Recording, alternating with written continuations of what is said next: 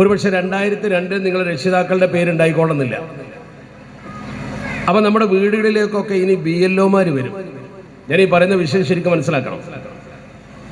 ഈ അപേക്ഷ കൊടുക്കുമ്പോൾ അത് പരിഗണിക്കാനും പരിഗണിക്കാതിരിക്കാനും ഒക്കെ ഉള്ള അധികാരം ഈ ബ്ലോക്ക് ലെവൽ ഓഫീസർക്കാർ, അതുപോലെ തന്നെ ഇലക്ഷൻ രജിസ്ട്രേഷൻ ഓഫീസർ എന്ന് പറയുന്ന ERO എന്ന് പറയുന്ന ഒരു ഓഫീസർ മണ്ഡലത്തിലുണ്ടാവും.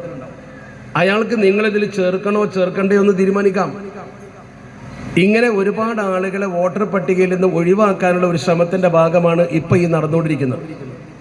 അപ്പം നിങ്ങളുടെ കയ്യിലൊക്കെ ആധാർ ഉണ്ടാവും, ജനന സർട്ടിഫിക്കറ്റ് ഉണ്ടാവും, എല്ലാം നിങ്ങളുടെ കയ്യിലുണ്ടെങ്കിലും നമ്മുടെ വോട്ടർ പട്ടികയിൽ നമ്മുടെ പേരില്ലെങ്കിൽ ഇതൊക്കെ കൊടുത്തിട്ട് നമ്മൾ രണ്ടാമത് വോട്ട് ചേർക്കണം എന്നാണ് പറയുന്നത്.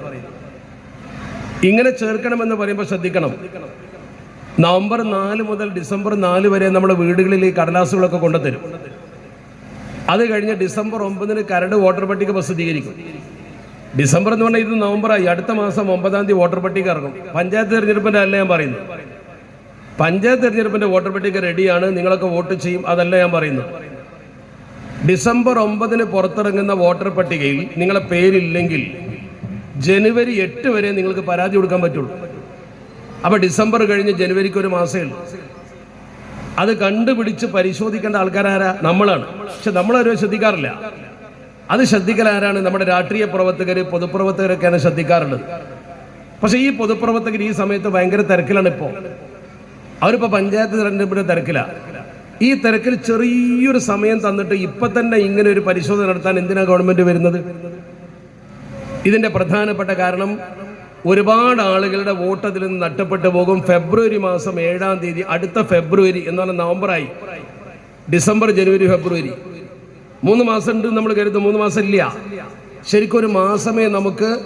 ജനുവരി 8 മുതൽ ഫെബ്രുവരി മാസം 7-ാം തീയതി അന്തിമ വോട്ട് പ്രസിദ്ധീകരിക്കുന്ന സമയം വരെ നമ്മളെ സംബന്ധിച്ച് ഡിസംബർ 9, 8, ജനുവരി 8 ഒരു മാസമേ പരാതി കൊടുക്കാൻ പറ്റുള്ളൂ.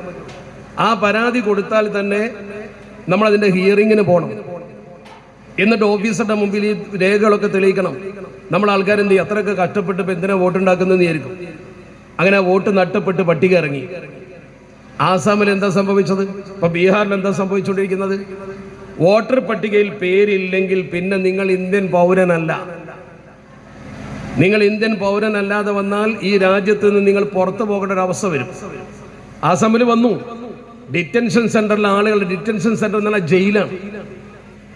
നിങ്ങൾ ഇന്ത്യൻ പൗരനല്ലെങ്കിൽ നിങ്ങളെ ജയിലിൽ കൊണ്ടുപോയിടും. ഭക്ഷണവും സൗകര്യവും പൂർണ്ണമായി ലഭ്യമാകാതെ ഒരുപാട് സഹോദരിമാരും സഹോദരന്മാരും ആസാമിൽ ജയിലിൽ കിടക്കുന്നുണ്ട്. നല്ല പേരാ ഡിറ്റൻഷൻ സെന്റർ എന്ന പേര്, പക്ഷെ ജയിലാണ്. പശ്ചിമ ബംഗാളിൽ നിന്ന് ഒരുപാട് ആളുകളെ പുറത്താക്കി, കോടതി ഇടപെട്ട് ചില ആൾക്കാർ കൊണ്ടുവരുന്ന കണ്ടോ നിങ്ങൾ? ആസാമിൽ നടപ്പാക്കിയപ്പോൾ ബഹുഭൂരിപക്ഷം ആളുകളും പുറത്തുപോയി. പക്ഷെ അവിടെ പുറത്തായ കൂട്ടത്തിൽ നമ്മുടെ സഹോദര സമുദായത്തിൽപ്പെട്ട ആളുകൾ കുറേ ഉണ്ടായിരുന്നു. ആ സഹോദര സമുദായത്തിൽപ്പെട്ട ആളുകൾ ഒരുപാടുണ്ടായിരുന്നത് കൊണ്ട് തൽക്കാലം അത് അപ്പം അവിടെ നടപ്പാക്കാൻ അവർ മടിച്ചു. കോടതികളിലായി, കേസായി, പ്രശ്നങ്ങളായി, നിങ്ങൾക്കൊക്കെ അറിയാവുന്ന കാര്യമാണ്. അതുകൊണ്ട് നിങ്ങൾ ഓരോരുത്തരും മനസ്സിലാക്കുന്ന ഒരു കാര്യം, നമ്മൾ ഈ പറയുന്ന രാഷ്ട്രീയ പ്രവർത്തനം എന്ന് പറയുന്നത് രാജ്യത്ത് നമുക്ക് നിലനിൽപ്പിനുള്ളതാണ്. വോട്ട് ചെയ്യുക, എന്തിനാ വോട്ട് ചെയ്യുന്നത്, എന്തിനാ രാഷ്ട്രീയ പ്രവർത്തനം നടത്തുന്നത് എന്നൊക്കെ ചിന്തിക്കുന്ന ആൾക്കാരുണ്ടാവും. അവരോർക്കണം, നമ്മുടെ രാജ്യത്തെ പൗരന്മാരായി നമുക്ക് നിൽക്കുന്നതിൻ്റെ ഏറ്റവും പ്രധാനപ്പെട്ട അവകാശമാണ് നമ്മുടെ വോട്ടവകാശം, അല്ലെങ്കിൽ വോട്ടേഴ്സ് ലിസ്റ്റിൽ നമ്മുടെ പേര് വരൽ. അല്ലെങ്കിൽ നിങ്ങൾ നാളെ ഇന്ത്യൻ പൗരന്മാരാവൂല. നിങ്ങൾക്ക് ഇപ്പത് പറഞ്ഞാൽ മനസ്സിലാവില്ല. ആസാമിലും ജനങ്ങൾ എങ്ങനെയായിരുന്നു? ആസാമിൽ നടപ്പാക്കിയ സമയത്ത് അവിടെ പ്രകൃതി ദുരന്തമൊക്കെയുള്ള സമയം ആരും ശ്രദ്ധിച്ചില്ല. ബീഹാറിൽ വന്നപ്പോഴും അങ്ങനെ തന്നെ. ബീഹാറിൽ വെള്ളപ്പൊക്കമുള്ള സമയത്താണ് നടപ്പാക്കിയത്, കുറഞ്ഞ സമയം കൊടുത്തു. ഈ രീതിയിൽ ആളുകൾ ഇത് ചേർക്കാൻ മടിച്ചിട്ടും അവർക്ക് സമയം കിട്ടാതെയും ലിസ്റ്റ് ഇറങ്ങിക്കഴിഞ്ഞതിന് ശേഷം പൗരത്വം ചോദിച്ചു. ഇന്ത്യൻ പൗരനാണെന്ന് തെളിയിക്കുന്നതിൻ്റെ വോട്ടർ ലിസ്റ്റ് ആധാരമാക്കുന്ന ഒരു പുതിയ നിയമമാണ് ഈ കൊണ്ടുവരുന്നത്. എന്ന് പറഞ്ഞാൽ പൗരത്വ ബില്ലിനെതിരെ നമ്മൾ സമരം ചെയ്തില്ലേ, ആ പൗരത്വ നിയമം വേറൊരു മാർഗത്തിലൂടെ നടപ്പാക്കാൻ പോവുകയാണ്.